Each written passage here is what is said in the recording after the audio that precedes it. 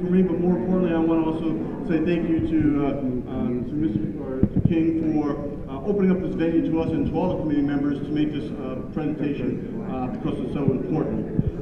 I'd also like to welcome our honored guests and to all my fellow veterans who are here today, particularly our honored World War II veterans who, quite frankly, they have set the stage for everybody who had since followed them, including myself and all who are in this room here today. A year ago, a Gold Star member, mother named Rose Duvall, who is a mother of a pararescueman, organized a ceremony at the Air Force Memorial in Washington, D.C. to present the Honor and Remember flags to the Gold Star family members of 22 Air Force Special Operators, pararescuemen, and combat controllers. Each of those individuals had died in the line of duty, killed in action, since 9/11 and in the fight on terror. So as a community, there was a few people who could not make it to Washington, D.C. And so as a community, we're coming to them. It wasn't something we wanted to just send in the mail and wait for them on their doorstep to come home to. And so we're traveling around the country for the few individuals who couldn't make it to make those presentations in person. Today we're here to honor the Gold Star family of Sergeant Juan Ridout. Sergeant Ridout was a pararescueman, and on 22 February 2002, Sergeant Ridout, along with 9 other members of the United States Army and Air Force Pararescue, were on a mission and on an MH-47 to provide combat rescue and support of operations against elements of Al-Qaeda network in the Philippines. Juan was the epitome of what pararescue stands for and what our motto is. These things we do that others may live. He had the confidence and the attitude that you would expect from somebody in special operations. He walked tall and he walked proud. But more importantly, he was a humble individual. And what I mean by that is he wasn't cocky about being a PJ. He wasn't cocky about being in special operations. He'd reach his hand out and he would help no matter who it was, where they were, or what their situation was. And so he was indeed the quiet warrior. He didn't brag or boast about his missions and his operations and the successes that he's had. And one of the things that we sometimes ask ourselves, that if in our lifetime, do we ever make a difference? Well, pararescuemen as a whole are out there to save lives and bring people home. But in particularly on May 1999, Sergeant Ridout, while under enemy fire, had rescued an F-16 pilot, Lieutenant Colonel David Gilfine, who was shot down over Serbia. Today, this is important, ladies and gentlemen, today, this pilot is better known as General Goldfein, who today is the Chief of Staff for the United States Air Force. The world would have changed, the Air Force would have changed had it not been for Juan Ridout and saving that man's life, and the direction that the Air Force will go in the future because General Goldfein is in place.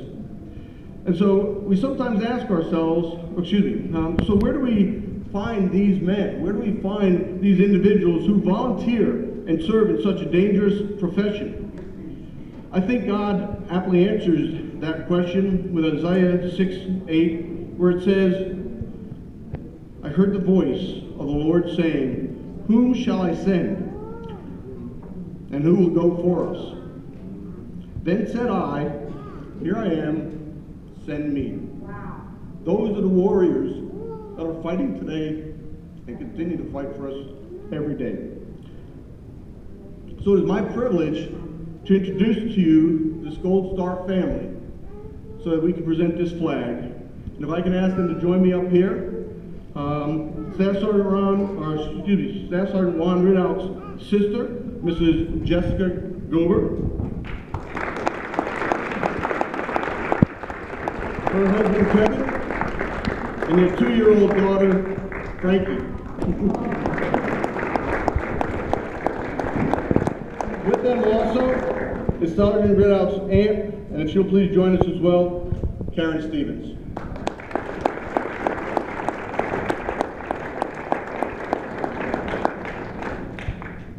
And so at this time, I'd like to go ahead and start the presentation. It is a distinct honor to present our Gold Star family an honor to remember flag. But before we do, I'd like to ask Colonel Wolf if he will please join me up here and share with you a description of what this flag is, what it means, and why we have it. Thank you very much. Be careful when you sit on the front row, you might get asked to volunteer. You know, when I was sitting here listening to this, and I was thinking, the morning of December the 7th, 1941, I was 5.5 years old. I don't know how many of you know Fort Worth, but I'm going up the viaduct towards the courthouse, and no reflection on any country, but as I was coming around the corner, there was these newspaper boys running around, hollering, "Extra, extra, Japs attacking Tormey." And I'm standing up behind my mother in a 31 Chevrolet, two-door sedan, and I was shocked. With that, a little story. I'd like to read this to you. The honor and remember flag's design is distinctive, yet simple. Each detail on the flag symbolizes the important part of the overall meaning of the flag's message. The red field represents the blood spilled by brave men and women in America's military throughout our history, who willingly gave their lives so that we all would remain free.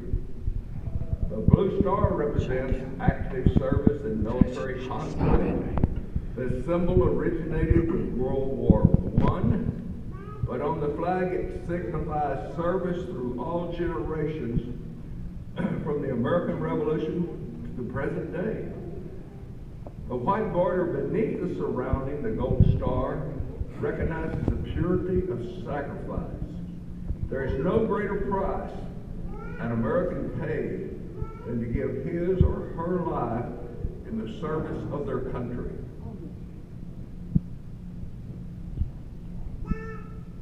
The gold star signifies the ultimate sacrifice, a warrior in active service who will not return home. Gold reflects the value of the life that was given. The folded flag, the final tribute to an individual life that a family sacrificed and gave to the nation. The flame, an eternal reminder of the spirit that has departed this life, yet burns on in the memory of all who knew and loved the fallen hero. So far, 21 states, including the great state of Texas, has passed a bill and signed into law by the governor officially recognizing the honor and remember the flag, authorizing it to be flown on state property 7 specific days of the year, including today, whenever a Texas son or daughter is killed in the line of duty. Unlike the American flag, presented to the family at the time of burial, folded as suspiciously protected or displayed folded. The honor and remember flag is designed to be flown and be the reminder we will never forget. I've asked to assist me with this presentation today, Colonel Tim Body.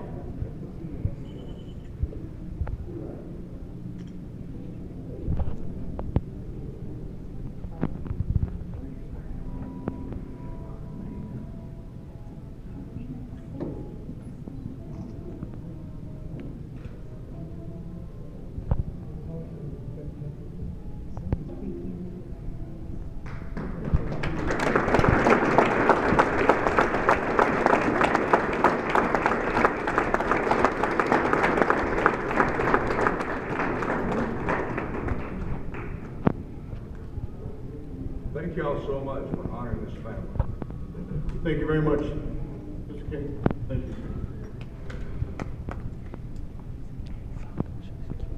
It's truly an honor to have y'all here today with us. And